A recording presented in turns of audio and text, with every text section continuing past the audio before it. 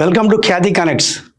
ఈరోజు మనం civil service పరీక్షలో 350 ర్యాంక్ సాధించిన ఉదయకృష్ణారెడ్డి అనే వ్యక్తి గురించి మాట్లాడుకుందామండి.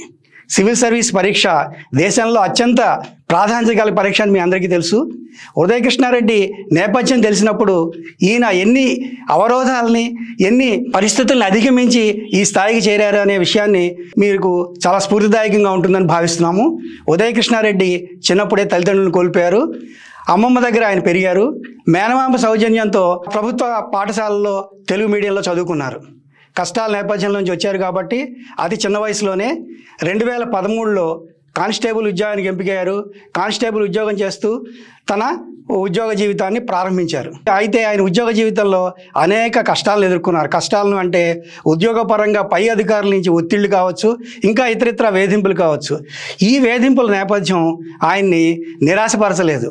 చాలామంది ఉద్యోగ జీవితంలో ఉన్న ఎదురైన కష్టాలను ఎదుర్కోవడానికి సమస్యల నుంచి పారిపోతారు, ఉద్యోగాల నుంచి విరమించుకుంటారు, రకరకాల ప్రయత్నాలు చేస్తారు. కానీ ఆయన ఉద్యోగ జీవితంలో ఎదురైన కష్టాలను ఎదుర్కోవడానికి జీవితానికి ఒక లక్ష్యాన్ని ఏర్పరచుకున్నారు. ఎలాగైనా సరే సివిల్ సర్వీస్ పరీక్షల్లో ఉత్తీర్ణుడు కావాలి, తాను ప్రభుత్వ అధికారిగా తనేంటో నిరూపించుకోవాలి అని అనుకున్నారు. అక్కడి నుంచి ఆయన ప్రయాణాన్ని ప్రారంభించారు. 2013లో ఉద్యోగం చేరిన ఆయన 2018లో ఉద్యోగానికి రాజీనామా చేసి తన పూర్తి సమయాన్ని సివిల్ సర్వీస్ పరీక్ష ప్రిపరేషన్కి కేటాయించారు. మొదటిసారి విజయవంతం కాలేదు, రెండోసారి మూడోసారి కూడా ఆయన ప్రయత్నించారు.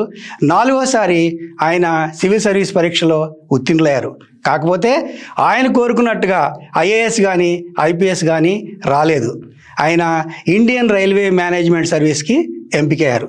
ఇండియన్ రైల్వే మేనేజ్మెంట్ సర్వీస్కి ఎంపికయ్యి ట్రైనింగ్ సెక్షన్కి వెళ్ళారు. అయినా కూడా ఆయన ఆశయం ఏంటి, ఒక ఐఏఎస్ అధికారిగా కావాలనే ఆయన ఆశయాన్ని ఖచ్చితంగా నిలబెట్టుకోవాలని, ఖచ్చితంగా సాధించి తీరాలన్న పట్టుదలతోటి కృషిని కొనసాగించారు. తర్వాత 350 ర్యాంక్ సాధించి ఐపీఎస్ గోల్ సాధించగలిగారు. సో ఆయన ఏం చెప్తున్నారంటే, మీరు నిరాశపడద్దు, ఉద్యోగ జీవితంలో ఎదురైన సవాళ్ళను ఎదుర్కోవడానికి మీరు ప్రయత్నించండి, గట్టిగా వాటిని ఎదుర్కోండి అని చెప్పడమే కాకుండా విద్యార్థుల్లో నిబిడీకృతమైన శక్తి సామర్థ్యాలను వెలికి తీసుకోవాలి. చాలా శక్తి సామర్థ్యాలు ఉంటాయి, దాన్ని వృధా చేసుకోవటం, ఇతర విషయాల మీద దృష్టి మళ్లించడం కాకుండా పూర్తిగా లక్ష్యం మీద మీ దృష్టిని కేంద్రీకరించండి, కృషి చేయండి అని చెప్తున్నారు. అలాగే ఆయన తను ఎలా కృషి చేశారో కూడా చెప్పారు. రోజుకి 12 గంటల పాటు కష్టపడాలి. 12 గంటల పాటు నేను కష్టపడేవాడిని. ఈ కష్టపడటం వలన ఒక సంవత్సరంలో మనం సిలబస్ మొత్తం పూర్తి చేయగలుగుతాము. ఆ తర్వాత 7-8 గంటలకు మనం చదివితే సరిపోతుంది అని ఆయన చెప్తున్నారు. అలాగే కృషితో పాటు మంచి నిద్ర, అలాగే ఆరోగ్యం పట్ల జాగ్రత్తలు తీసుకోవటం, అలాగే తగినంత నిద్రపోవటం, అలాగే స్ట్రెస్, ఒత్తిడి, పరీక్షలో మనం విజయం సాధిస్తామా లేదా, ఎలా ఉంటుంది అనే ఒత్తిడి చాలా ఎక్కువగా ఉంటుంది. కాబట్టి ఈ ఒత్తిడిని ఎదుర్కోవటానికి మెడిటేషన్ కానీ, ఇతరితర యోగా కానీ, ఇతరత్ర వీటిని కానీ వాటి మీద కొద్ది సమయం కేటాయించమని ఆయన చెప్తున్నారు. ఎప్పుడైతే మీరు స్ట్రెస్ని ఎదుర్కోగలుగుతారో, అలాగే పూర్తి స్థాయిలో మీరు కృషి చేయగలుగుతారో అప్పుడు మీకు విజయం సాధించగలుగుతారు, మీరు సివిల్ సర్వీస్ సాధించగలుగుతారని ఉదయకృష్ణారెడ్డి చెప్తున్నారు.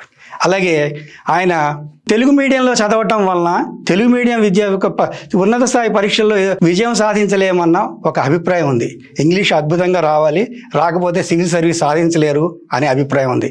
సో దాన్ని సాధించగలరు అని చెప్పడానికి ఉదయకృష్ణారెడ్డి ఒక ఉదాహరణ. ఆయన కూడా తెలుగు మీడియం పాఠశాలలో చదువుకున్నారు, తెలుగులోనే డిగ్రీ చదివారు. అయితే అక్కడి నుంచి ఆయన ఏం చేశారంటే, ఎప్పుడైతే సివిల్ సర్వీస్ లక్ష్యాన్ని పెట్టుకున్నారో ఆయన దినపత్రికల్ని అధ్యయనం చేశారు.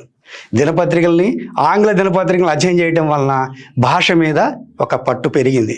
దాంతోపాటు చేతన్ భగత్ లాంటి కొత్త తరం రచయితల్లో చేతన్ భగత్ ఒకరు. చేతన్ భగత్ నవలలు కూడా నాకు స్ఫూర్తినిచ్చాయి అని ఆయన చెప్తున్నారు. ఈ రెండింటితో పాటు ఇంగ్లీష్ గ్రామర్ని నైపుణ్యాన్ని పెంచుకోవడానికి ఆయన 1 నుంచి 10వ తరగతి వరకు ఉన్న గ్రామర్ సిలబస్ని, ఎన్సీఆర్టీ సిలబస్లో ఉన్న గ్రామర్ మొత్తాన్ని ఆయన అభ్యాసం చేశారు, ప్రాక్టీస్ చేశారు. దానివల్ల ఇంగ్లీష్లో ఉన్న భయాన్ని కోల్పోగలిగారు. ఇంగ్లీష్ పట్ల ఉన్న భయాన్ని కోల్పోయి తన నైపుణ్యాలు తాను మెరుగుపరుచుకున్నారు. పరీక్షకు అనుగుణంగా తనని తాను సిద్ధం చేసుకున్నారు. అలాగే ఎవరైనా కూడా ఇలా కృషి చేస్తే ఖచ్చితంగా విజయం సాధిస్తారు అని ఆయన చెప్తున్నారు. దీంతోపాటు ఆయన కొంతమంది ఐపీఎస్ అధికారుల ప్రోత్సాహం, డైరెక్షన్ సూచనలు, ఆయన మెంటర్షిప్ అంటారు. ఈ మెంటర్షిప్లో ఐపీఎస్ ఐపీఎస్ మెంటర్షిప్ ఆయనకు కూడా బాగా ఉపయోగపడింది. ముఖ్యంగా తెలంగాణలో ఐపీఎస్ అధికారిగా ఉన్న మహేష్ భాగవత్ ఐఏఎస్ ఐపీఎస్ పరీక్షలు అంటే సివిల్ సర్వీస్ పరీక్షలకు హాజరవుతున్న వాళ్ళకు శిక్షణ ఇస్తున్నారు. అలాగే వాట్సాప్ కోచింగ్ ఇస్తున్నారు. తగిన గైడెన్స్, అన్ని రకాల గైడెన్స్ని ఆయన అందిస్తున్నారు. సో మహేష్ భాగవత్ ప్రోత్సాహం కూడా ఉదయకృష్ణారెడ్డికి బాగా ఉపయోగపడింది. ఆయన ఆ విషయాన్ని చాలా ప్రముఖంగా చెప్తున్నారు. అలాగే మరికొంతమంది అధికారులు సహకారం అందించారు. వారు తిరుపతి రావు, కేఎన్ రావు, రాళ్లపల్లి జగత్ సాయి, ఈ ముగ్గురు కూడా ఐపీఎస్ అధికారులు. ఈ ముగ్గురు ఐపీఎస్ అధికారులు సహకారంతో, ప్రోత్సాహంతో, డైరెక్షన్తో నేను సివిల్ సర్వీసెస్ని క్రాక్ చేయగలిగానని ఆయన ఉదయకృష్ణారెడ్డి చెప్తున్నారు. ఏ రంగంలో అయినా సరే ఈ మెంటర్షిప్ అనేది అద్భుతంగా ఉపయోగపడుతుంది. ఎందుకంటే వాళ్ళ అనుభవాల ద్వారా పాఠాలు నేర్చుకోవడం సాధ్యమవుతుంది. పరీక్షకి వెళ్ళే విద్యార్థులు కూడా ఇలా మెంటర్షిప్ని తీసుకుంటే తప్పకుండా విజయం సాధిస్తారు. ముందే చెప్పుకున్నట్టు సివిల్ సర్వీస్ పరీక్ష అనేది అత్యంత కఠినతరమైన పరీక్ష. దాదాపు లక్షలాది మంది, ఉదాహరణకి 13 లక్షల మంది పరీక్ష రాస్తే కేవలం 0.2% మంది మాత్రమే పరీక్షల్లో ఉత్తీర్ణులు అవుతారు, నాట్ ఇంటర్వ్యూ. సో ఈ పరీక్ష 2 రకాలుగా ఉంటుంది, రాత పరీక్ష, ఇంటర్వ్యూ. సో రాత పరీక్షలో కూడా ప్రిలిమినరీ, మెయిన్ ఉంటుంది. ప్రిలిమినరీ పరీక్షలు ఉత్తీర్ణైన వాళ్ళు మాత్రమే మెయిన్కి అర్హులవుతారు. మెయిన్లో అర్హత సాధించినంత మాత్రం సరిపోదు, తర్వాత ఇంటర్వ్యూకి కూడా హాజరు కావాల్సి ఉంటుంది.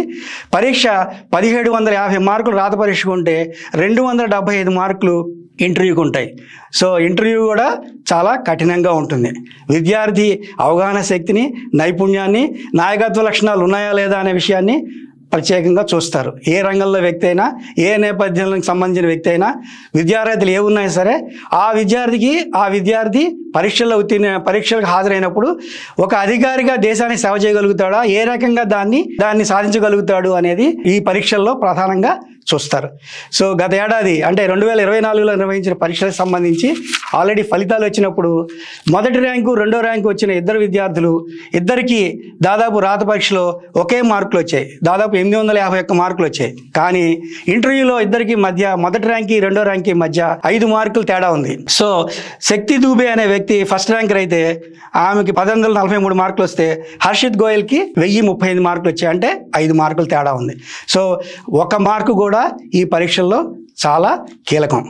సో విద్యార్థులు నిరాశ నిస్పృహలకు గురి కాకుండా ప్రయత్నాలు కొనసాగిస్తూనే ఉండాలని చెప్పడానికి మనం మాట్లాడుకున్న ఉదయకృష్ణారెడ్డి ఒక ఉదాహరణ. ఆయన 3 సార్లు విజయం సాధించకపోయినా తన ప్రయత్నాన్ని ఆపలేదు, 4వసారి విజయం సాధించినా ఆగలేదు. మళ్ళీ తను కోరుకున్నట్టు ఐపీఎస్ కావాలనుకున్నారు, ఐపీఎస్ సాధించే వరకు విశ్రమించలేదు. మీరు చూస్తే 2013లో ఆయన కానిస్టేబుల్ ఉద్యోగాన్ని చేరితే 2025లో ఐపీఎస్ అధికారి అయ్యారు. అంటే ఆయన ప్రయాణం 12 ఏళ్ళు. ఈ 12 ఏళ్లలో ఆయన ఎన్ని రకాల ఒత్తిళ్ళు ఎదురైనా, ఉద్యోగం 5 ఏళ్ళు చేశారు, ఈ ఉద్యోగపరంగా ఎన్ని ఒత్తిళ్ళు ఎదురైనా ఆయన లక్ష్యం నుంచి తన దృష్టిని చూపు మళ్లించలేదు, ప్రయత్నాన్ని ఆపలేదు, కఠోరంగా పరిశ్రమించారు, అనుకున్న లక్ష్యానికి చేరారు.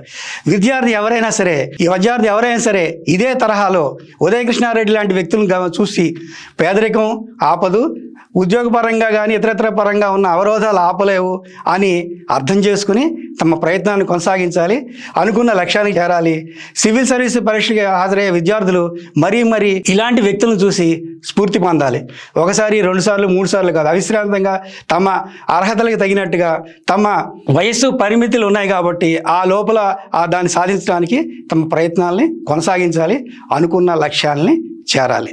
ఒక స్ఫూర్తివంతమైన గాథని మీకు వివరించాము. ఉదయకృష్ణారెడ్డి లాంటి వ్యక్తులు అందరి గురించి ఇక ముందు మనం తరచూ మాట్లాడుకుంటాము. Thank you very much.